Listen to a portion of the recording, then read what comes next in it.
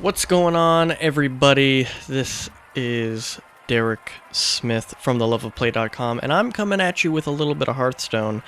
I'm pretty new to the game, so forgive my low ranking, but I was trying to find a deck that worked for me, and I've been messing around a lot with the Miracle Rogue because I hear it's red hot right now, which was a lot of fun. I really like that deck. It's a bit expensive, but I found another deck, a Paladin deck, on Hearthstone called the Shockadin, and it has no legendaries, and it is so much fun. I have to show you guys.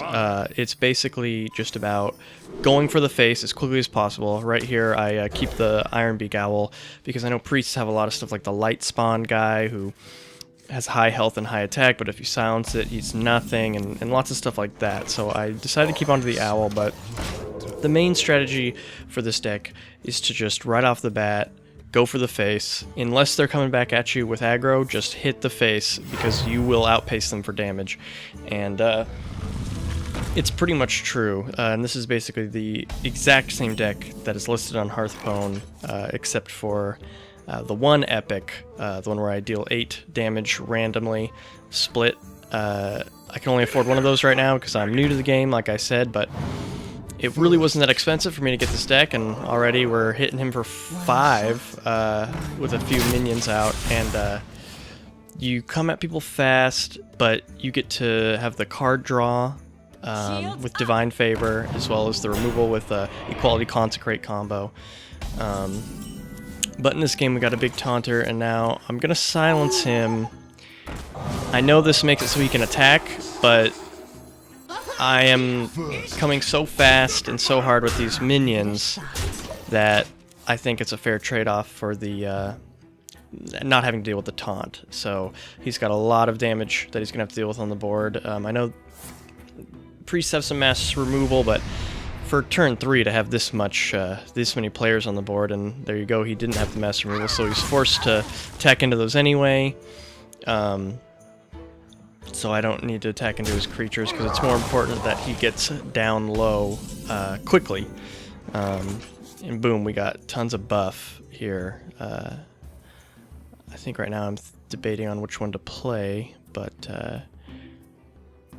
either way, he's getting hit pretty hard. I think at this point, I'm just playing the lesser buff to ensure I have enough creatures on the board that next turn I can buff up with the Blessing of Kings. I think at this point I'm a little worried that it's my last card, and the Divine Favor comes in handy hugely in situations like this, but the Blessing of Kings also is not in the original deck list. This is my substitute for the epic that I don't have.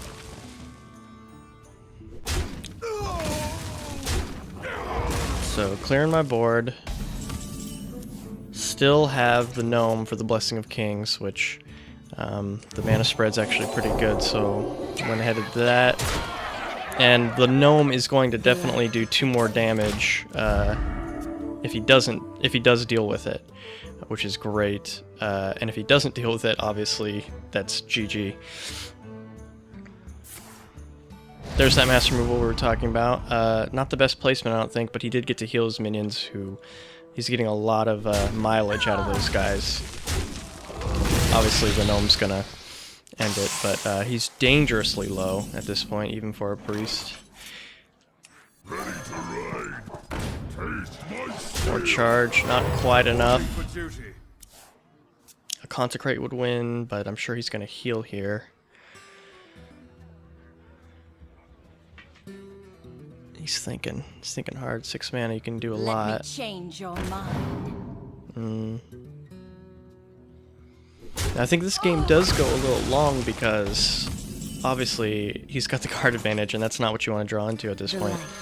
But he is on the edge of a knife here, and he's gonna have to deal with my minions. And once I get that Divine Favor, if his hand is that big, it is a good game because there's gonna be damage in there. Shields up.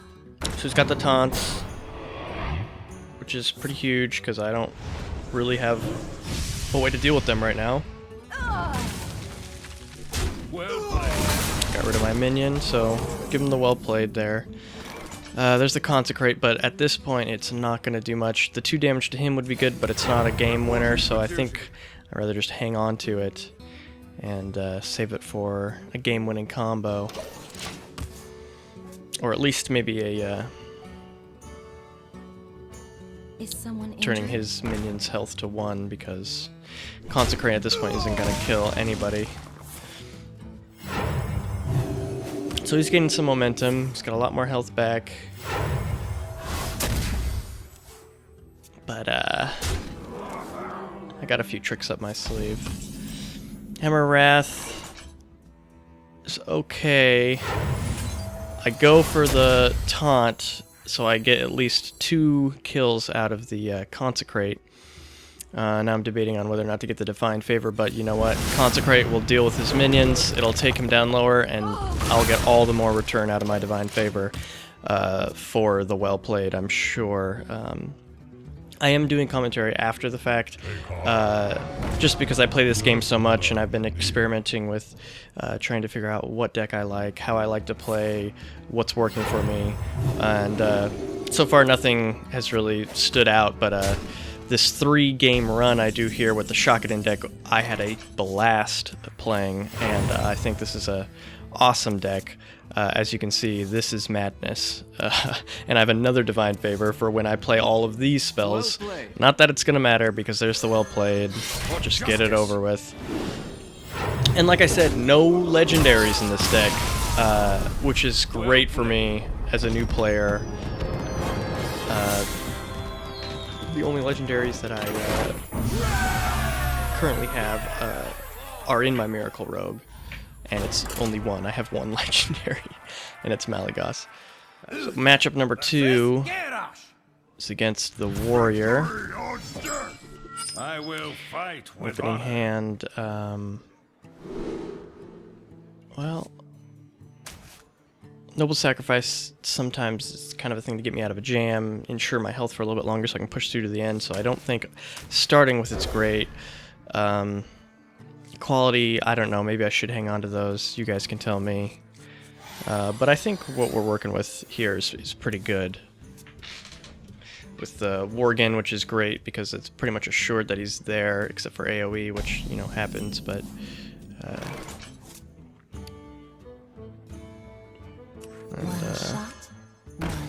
feels weird doing the Elven Archer to the face because I usually always use that for board control, but I think with this deck, it's the more damage, the more quickly, the better. Now this matchup is kind of coming back to me. It is actually a really good one because the armor and the armor smith really kind of creates a problem, and I had to actually go for a minion kill with the armor smith, whereas usually I always go for the face.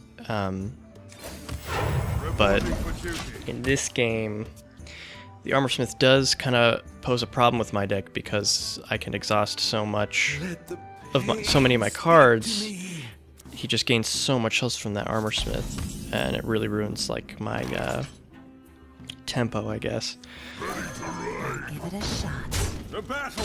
But yeah, more charge, more going for the face. I think I'm debating on doing killing his minion there because of that card draw, but you know, if I get that Divine Favor, I want him to have a big hand so I can, you know, match it. So, go right for the face.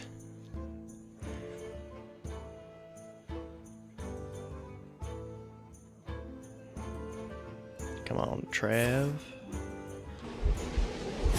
This was a good combo, actually, here. I think I give him a well played, because he gets the card draw from getting damaged, the card draw from the slam, and takes out the minion, gets another card draw, all from 1 minion. That's a huge amount of card draw, while still being able to play his axe. I don't know what was an error, maybe it was the axe. I'm not sure. But either way, I gave him the well played for that. And there's the Divine Favor, so now I am just going to start playing cards. Empty my hand, put some pressure, get some damage, and then pop that Divine Favor to fill the hand again. And right here, I almost end the turn, and because of the Divine Favor, as I just said, I coin into the Noble Sacrifice, just to empty my hand out even more. so that I can use the Divine Favor and get more mileage out of it more quickly, because his hand is pretty huge right now compared to mine. Also giving a bit of a false sense of, you know, security with the card advantage. Speak to me. And there it goes with more card advantage, which is not necessarily a bad thing. That's necessarily a bad thing, however. Yeah, that one hurts. I got... But I mean, that's aggro for you. And the Noble Sacrifice, while not being maybe the most sweeping greatest play, I negate 3 damage, it destroys weapon, and I do 2. So I really like it in this deck and what it does. Here, I don't really want to do Hammer Wrath when I'm sitting on Divine Favor, because then I'm just going to keep drawing cards when I don't have the mana to play them all. I think I'm thinking about Consecrate here because the card draw I don't really want him to have, and I'll do damage to his face, but it feels like a bit of a waste when I'm counting the cards there, I think, to see if I Divine Favor now, but I don't think that's a good idea. I think what I go with is True Silver, which I believe is the right play here. Justice. Except for the fact that I'm at full health, so I'm not getting the life gain, which is kind of a mistake. Maybe Consecrate would have been better. I'm not sure. Still learning the deck. This is actually the first time I sat down and played it, which is another reason why I'm so excited about it. It's such a fun deck. But alright, so there's some charge, and at this point I don't even want to Hammer Wrath that because I've got 25 health I'm sitting on here. So... Oh, I almost did. Oh man, that would that would have looked a little stupid. What to do here? What do I end up doing? I feel like I weapon attack to get the health back and force him to deal with my Argent Squire. But he'd probably do that with his card draw minion, which would make the Consecrate not quite. The light protects me. Yeah, hammer at the face. For justice. Get him in. Yeah, I mean, he's getting so low now. Oh, and the Lepernon is a great draw off the Hammer of Wrath, which empties out my hand, puts more damage on the board. Still got the Consecrate and the Divine Favor, so hopefully I could draw into the equality. Before I hit the Consecrate, he could play maybe a big minion, and then I just equality Consecrate, take out his whole board, because that is just the best combo. But from 7 to 7 to 12 plus the Armor Smith. Okay, so this is where I thought I had him, and the game actually goes on a little bit longer because that Armor Smith and all the armor he's gaining with the armor up and the hero ability and shield block, it really adds up. And I really admire anyone who can play a warrior deck well, because it seems like in the current meta they're not extremely, well, there's the equality without the Divine Favor. But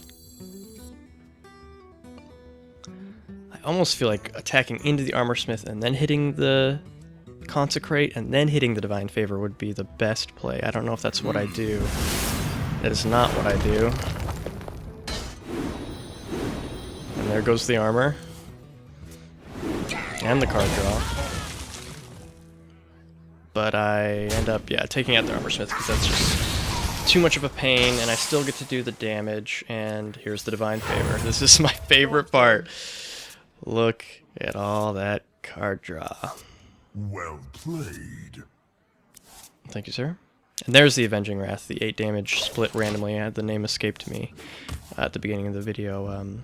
That's the only real expensive card in the deck, and I'm only running one. The deck list says to run 2, but I have a Argent Commander.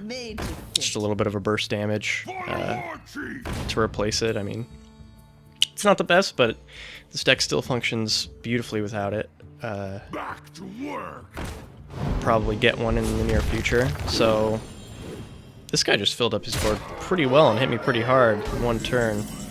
Luckily we have a huge hand and a Divine Favor when that runs out. So lots Lots of choices here. Obviously, the Avenging Wrath wouldn't be a good choice because there are too many targets. I want to hit him in the face with that as much as possible.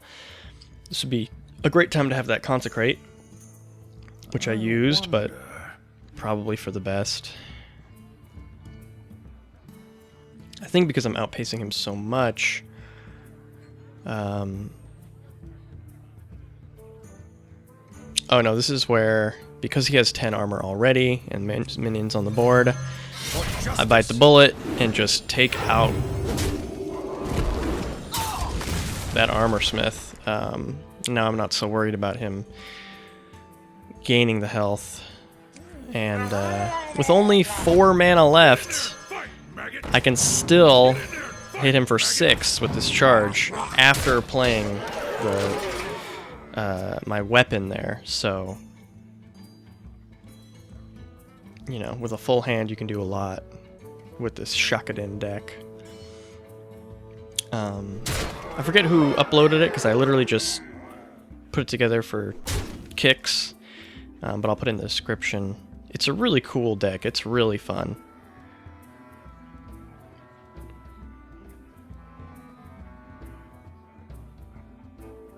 Lots of momentum. You just feel like you're doing a lot. Whereas the Miracle Rogue, obviously, I've been playing that one a bit, and I might do a video with that, or Malgos Rogue, I guess you could call it, where you're kind of withholding, and just doing enough to stay alive for your big card draw combo with the Guildmaster. Oh yeah, there's the AoE. It's not a bad move on his part, but unfortunately I have tons of equality to make that creature very easy to deal with, and I think with the equality, if I do the Avenging Wrath, it's only going to hit his minion once, so I'm going to guarantee 7 damage at his face, plus the 4. Oh, that's not what I do. The light protects me. I guess I get a few minions out, try to do that Blessing of Kings, and use that Avenging Wrath as a finisher, hopefully without any minions on the board. Either way, I'm in an alright position, because once I exhaust both Blessing of Kings and Avenging Wrath, I'll have Divine Favor, but between them, the victory should be ensured. Here comes his Legendary. Now, I thought he hits him again, and I thought it was going to double trigger his buff for some reason. I don't know the Legendary so well, so I thought it was over right there. My life flashed before my eyes, but obviously it wasn't, and I believe that I do what I probably should have done with his other Legendary, which is the Equality and then Avenging Wrath, to ensure the 7 to his face. And then I have, obviously, 3 on the board, so that's going to be, yep, well played.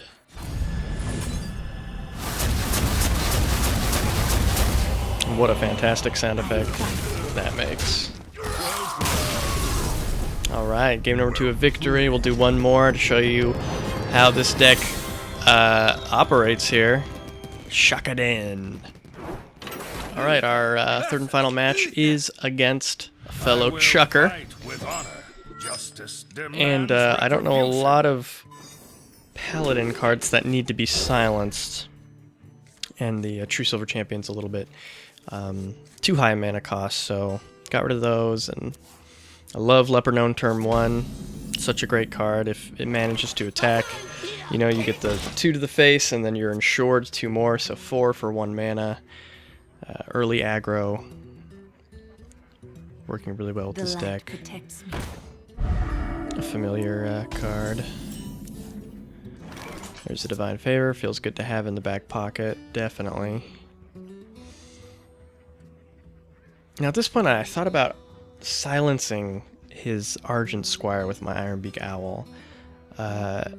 So that if he did attack into my gnome, he'd lose his minion at least. But I decided not to do that. in case a bigger threat needs to be silenced, something I'm overlooking. I know there's a lot of epic and legendary neutral cards that have great abilities, and you know, a taunt can always kind of wreck some of my momentum, so it's good for that. So we'll keep on hanging on to it. This point, just getting the minions out. I'm outpacing them for damage, so pretty simple. Keep at the face.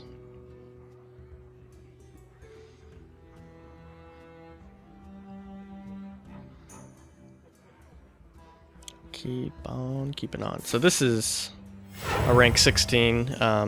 Like I said, I'm pretty low rank. I've been hovering around 17 for a while with my Miracle Rogue. Maybe I'm just not playing it correctly. But I seem to ascend pretty quickly with this Shockadin. I really like the gameplay here. So there's that taunt I was talking about.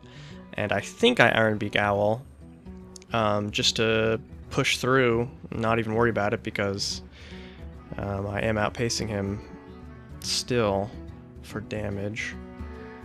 Let's see if I ever get there. There it is. Iron Beak.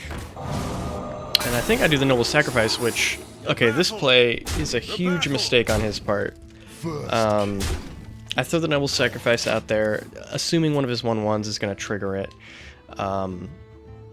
You know, hoping that maybe I can soak up more damage than that if his 3/5 attacks. And kind of the best situation happens where I believe he buffs up his 3/5. Yeah, with Blessing of Kings, so it's a pretty sizable buffs, and then immediately attacks me.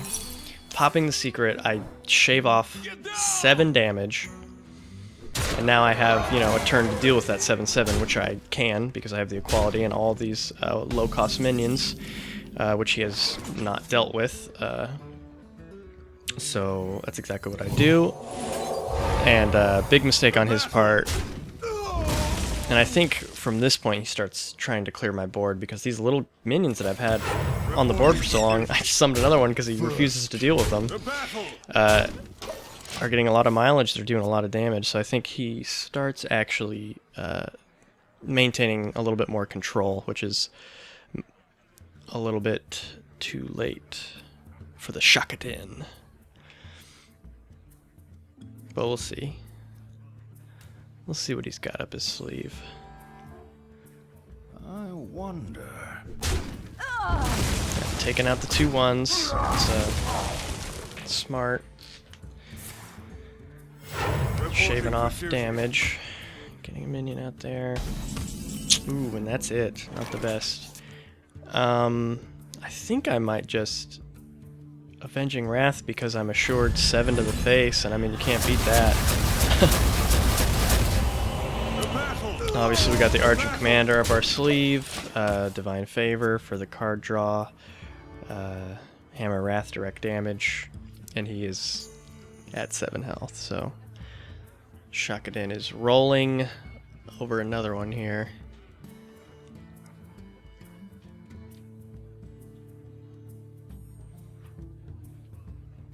I'm sure once I get in the higher rankings, I won't be having so much fun talking about